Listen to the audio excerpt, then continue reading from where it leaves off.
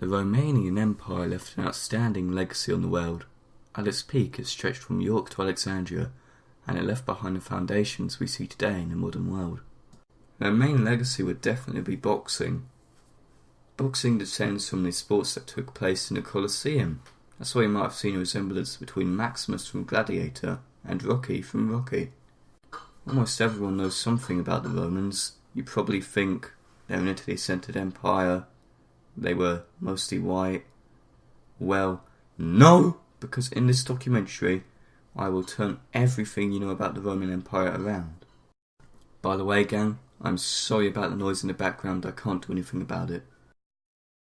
Firstly, look at this map depicting the majority race in Europe and around Europe. You can clearly see the Mediterranean race covers Central and Southern Europe, North Africa, and Turkey. But they're different races, aren't they? So we're being told there's no difference between an Italian and a Tunisian, no difference between a Turk and a Portuguese person. Remember, all of these places were united as one under the Roman Empire. You might be thinking, but there's a big difference between a Spanish person and a Syrian person. Well, what I'm trying to say is that there's a big cover-up going on, something hideously sinister and fear-inducing. Here's a map of the Roman Empire at its greatest extent. It governs multiple ethnicities and races throughout Europe and Asia. But let us take a look at Germany and Britain.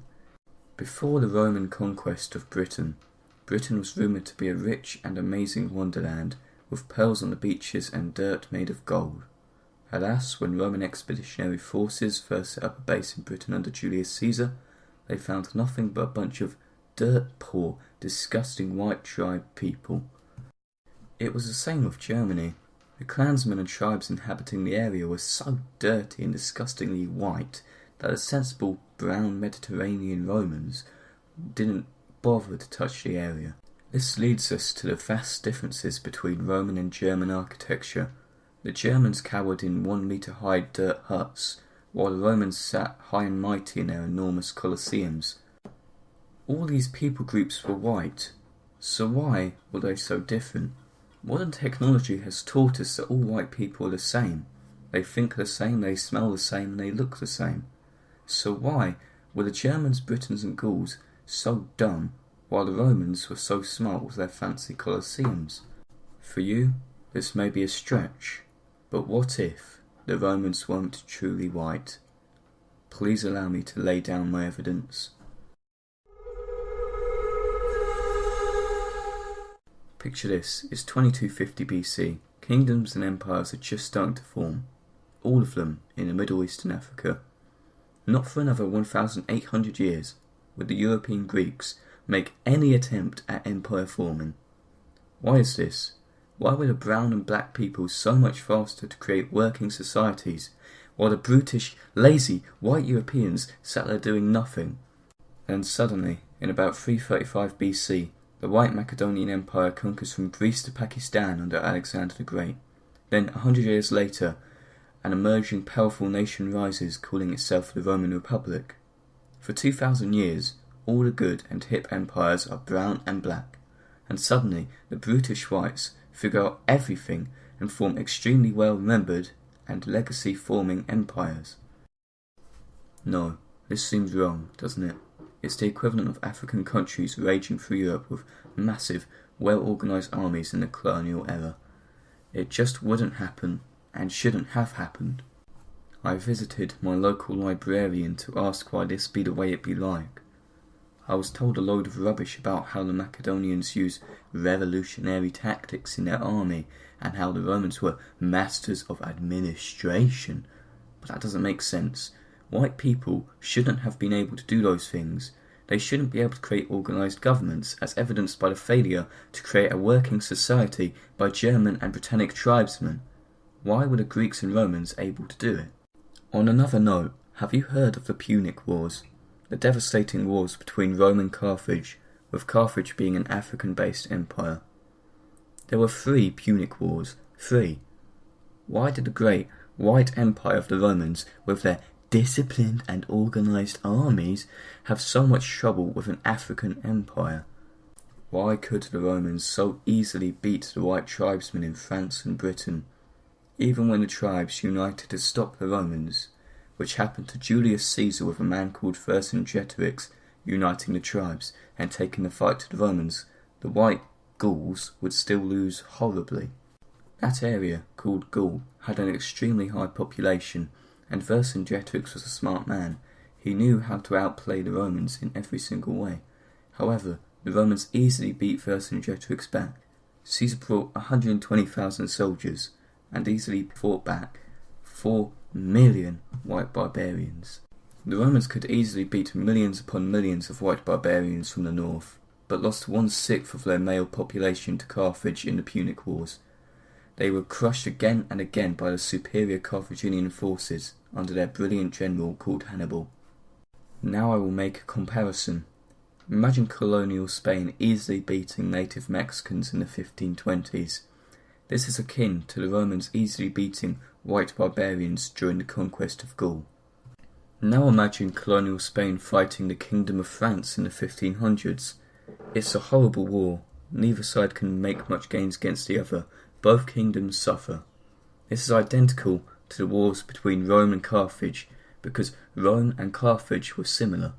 The Romans easily beat white tribesmen, but couldn't beat African-based brown-skinned nations.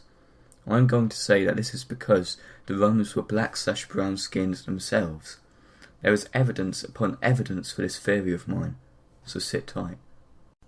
After the third and final Punic War, the Roman Republic had brought the fight to Carthaginian soil. It was nearly a 3-year siege of the city of Carthage, and after the siege was won, 50,000 of the city's inhabitants were sold into slavery, and the rest of the population was massacred. The city was levelled to the ground. This links with common themes of violence, enslavement and destruction ingrained in black society. Just as the Romans sold their fellow black brethren into slavery after the Battle of Carthage, so too did the black tribesmen of Africa sell their enemies into the transatlantic slave trade. This provides a common connection between the Romans and black African people today. The sack of Carthage was so brutal that a Roman general, Scipio, was said to have wept for his enemies and realized that all cities, nations and authorities must, like men, meet their doom, and openly declared that the fate of Carthage might one day be Rome's, which evidently turned out to be true. After Rome defeated Carthage, the Roman Republic and eventually the Roman Empire continued on, defeating stupid white barbarian after stupid white barbarian. This leads us to the struggle between Rome and Persia starting from around 50 BC. The Persian Parthian Empire was, as Rome was too, brown. Perhaps the Persians were slightly light-skinned than the Romans, but still not white. Once again, the Romans only struggle against a brown-skinned neighbouring country. They struggle against Carthage and Persia, but not against stupid, puny white people that can't form a civilization. They only struggle against other intelligent black and brown communities. So, now we understand the Romans are black. But what do we do with this knowledge? Why were they masqueraded as a white empire? What's the point? If we go forward about 50 years, we can find out why.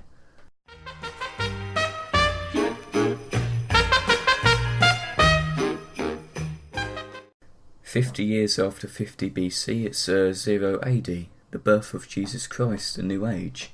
Of course he, the Lord, is involved. Even though Jesus' birthplace was owned by Hellenic pagan Romans, it was still majority Jewish. For this reason, Jesus was born a Jew and followed Jewish practices. Why is this important? Well, I believe Jews had a hand in this whole conspiracy. Jesus' life and suffering led to the birth of Christianity, and a few hundred years later, due to the spread of Christianity and different religions and other civil instability, most of the Roman Empire would crumble away to its disgusting white neighbours, clearly showing how much Rome had fallen if it so easily crumbled to white barbarians. And of course the Eastern Roman Empire would live on another 1,000 years, but I'll get onto that and how some of the Jewish population were involved in a little bit. The decline of the Roman Empire after this point truly allowed for the White Age in Europe to begin, with white people not under oppressive taxation systems set upon them by the Black Romans, and with white people now fully able to utilise technology and methods of administration they stole from the libraries of Rome, they were able to prosper. However, it would not be another 1,000 or more years before standards of living in Europe went back up to the point they were at under Rome. After the sack of Rome by disgusting pink-skinned barbarians in the year 410, I believe that the majority of Romans fled back to Africa. I'll discuss this later on. You may be thinking, after the destruction of the Western Roman Empire, why didn't the white Europeans keep note that the Romans were obviously black? Well, it would have been common knowledge, wouldn't it? Monks wouldn't have written it all down in their journals because you were expected to know this stuff. I believe the Roman occupation of Europe was what gave Europeans strong racism deeply ingrained in their hearts. They are jealous of how much better the Roman Empire was than their puny, dirty tribes. The deep racism ingrained in British society is evidenced by the uprising of Boudicca in 60 or 61 AD, where brutal, racist white barbarians rose up against their kind and just Roman governors. They killed every Roman citizen in sight, which of course means the same thing as killing every black person in sight, similar to KKK killings but much more large scale, and somehow even more racist. Luckily, the great Romanian army managed to massacre the puny white racists. Even though the army of Boudicca was 23 times larger than the Roman one, the Romans of course still won against the disorganised racists. In this light, we can go back 100 years from Boudicca to Vercingetorix again, the leader of the Gallic revolt. He was a massive racist who was trying to defend his homeland from the Romans. That makes his execution at the hands of the Romans by strangulation after 6 years of imprisonment much more just. This is another drop of evidence towards my theory. While whites may execute through hanging or chopping off a head or the electric chair, Romans, and so black people as a whole, are much more likely to just use a bludgeon or their bare hands, shown through the Roman custom of strangling prisoners. Let's go back to the Eastern Roman Empire. It survived all the way till 1453, and its successor states lasting a decade or so longer than that. This black community of Greek Romans struggled valiantly against its neighbours, but to the east were advanced and dangerous brown communities, such as the Caliphates, Persia, and eventually the Turks, and to the west were Christian, white European nations who were slowly advancing technologically to become dangerous foes. What's my point? Well, in the empire's last years, with Turks at the gates of its capital, Constantinople, even though these Romans were Christian themselves, all the other Christian nations refused to help them. Why? Because of the deeply ingrained racism I talked about earlier. These white Europeans claimed the continent to be theirs, so these black Romans were forced to face the Turks on their own, and were ultimately destroyed. An interesting story, yes, but when were the Jews involved? Well, I bet you're still wondering how on earth we remember the Romans to be white, when in fact the Romans were completely dark-skinned black people. Well, slavery made money, didn't it? If these black inhabitants of Africa knew they truly descended from Romans, maybe they'd have more pride, pick up their old Roman ways, and refuse to be enslaved. Thus, Jews very likely created many false manuscripts and writings about how white the Romans were, and likely modified many art pieces and statues to convey the idea that the Romans were white, such as this art piece of Emperor Justinian I. Look at his whiteness. He was actually black. The Jewish population falsely making the world believe Romans were white allowed for white pride to be put in place, and for immoral slavery of true Romans to be extremely profitable for the Jewish population. It could have also been revenge, as the Romans were almost unnecessarily hard on the Jewish population in the empire, such as the expulsion of Jews from the city of Rome in around 50 AD. No, I don't believe this myself, but if you were anti-Christian, You could include the point that somehow Jesus was employed by the Jewish population to help bring down the Roman Empire with Christianity faster. And I'm sorry to everyone watching this video, it's a lot to understand, it's hard to understand. You're probably feeling confused, scared and angry right now, but this is just a deeply ingrained racism inside your heart. It's what all Europeans have inside of us. We are all racist in some form. But we should be proud of these black Romans. The world would be boring if everyone was white. I'll run through everything again quickly. Black ghetto culture descends from old Roman culture, with Roman culture pushing for strength, courage, arrogance, belief that you are the best, and old-fashioned violence, such as gang assassinations nowadays, and brutal executions back in Roman times. The Roman Empire never struggled with armies of colour. White majority armies were dirty and easy to crush, but Africans, Turks and Muslims and Persians, they would eventually destroy the Roman Empire. Romans sold each other into slavery, just as African black tribesmen would sell their brethren into slavery for the transatlantic slave trade. Many races of Europe maps show Italians and North Africans as the same thing. During Roman times, this was true.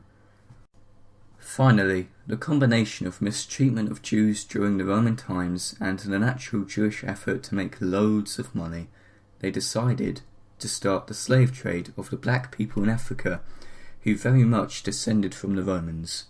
And to do so, they took away all the pride of the black Africans by masquerading the greatest black empire to ever exist, the Roman Empire, to be a majority white empire with white rulers. The great Macedonian Empire was likely majority black too, since they could so easily crush other coloured armies under Persian or Indian leaders. Also, which demographic of people are least likely to live to 40 in Britain? Black people. You know who else didn't live to 40? Alexander the Great. Does anyone know how to speak Latin? No. Does anyone know how to speak African? No. It's because the Africans speak Latin. Now I'll take my theory to the modern day. How does it hold out? Well, I have an outstanding piece of evidence which proves there is no link between modern day Italians and the Romans. Throughout the lifetime of a unified Italy, since 1871, the Italians have been completely atrocious at any type of warfare, no matter if they're fighting white, black or brown people. In 1911, the Italians invaded Libya, and by now, white and black people knew completely how to live in a society. So really, it should have been no problem to invade and take Libya from the struggling and declining Ottoman Empire, but it costed Italy so much money a month to keep the invasion well supplied that they nearly went bankrupt. Another example is Italy's atrocious attempt at warfare in World War I, where they were set against the struggling Austro-Hungarian Empire, but because of their complete lack of any knowledge of how to correctly fight in wars, they made almost no progress at all in taking land. Imagine the Western Front, but even slower. Almost no progress was made. The Italians tried so many different ways to actually take the land that they managed to lose a whopping 2,150,000 people in the war. This brings me to the Italian-Ethiopian Wars. This is where my theory all ties together. Remember how I said after the sack of Rome in 410 AD, the true Romans fled to Africa? Well, I believe the majority went to Ethiopia, seeing as how it stayed a strong Christian power until the modern day, even though it was constantly threatened by its Muslim neighbours, and also how it was one of only 2 African nations to survive the scramble for Africa. It managed to retain its sovereignty throughout the conquest by Europeans. The Ethiopians very likely descend from the Romans themselves. From here on out I might as well call them Romans. In the First Italian-Ethiopian War, from 1894 until 1896, the Italians were wholly crushed by the Roman army. Though nearly 50% of the Roman army didn't even have access to a firearm, only a spear or a sword. In the Second Italian-Ethiopian War, from 1935 to 1939, the Italians had somehow managed to forget how to supply their army, so their army suffered horribly against the Roman forces. It took the Italians 4 years to conquer this nation that was nowhere near as technologically advanced as them. The Italians lost 200,000 men in the process. After Italy suffered an embarrassing loss to the Allied powers, Ethiopia was given back its independence, with a large amount of war reparations to come with it. During the Allied invasion of Italy, the people barely held their ground, and many would cheer as Allied soldiers marched through the streets. This is the complete opposite of Roman culture, which believes in courage and fighting on until the bitter end.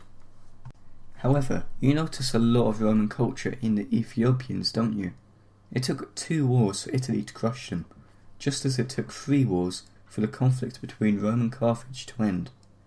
It took 4 years for the Roman forces to lose the war and have the land of Ethiopia annexed by Italy, but it took 1 year for the Italian forces to surrender when their homeland was invaded. Between the Italians and Ethiopians, the Ethiopians definitely come out as the Romans. The Ethiopians clearly demonstrated in the 2 Ethiopian-Italian wars that they are the descendants of the Roman Empire. Italy has no claim to the throne of Rome, even if they may own the city of Rome. Mussolini wanted to make Italy like the Roman Empire again, but in the end he was being led along by the scam led by the Jewish population, which made him falsely believe he had any claim to the throne of the Roman Empire. If he wanted to see true Romans, he should have looked at Ethiopia. They are Rome itself. Just as the Roman Empire fell in the 400s and 1400s, and white people came to power and influence in the continent of Europe, so too will white people fall again, being pushed back into Germany and beyond. The British government and the EU is helping black and brown people come back into positions of power that they truly deserve through immigration and denying condoms to black citizens.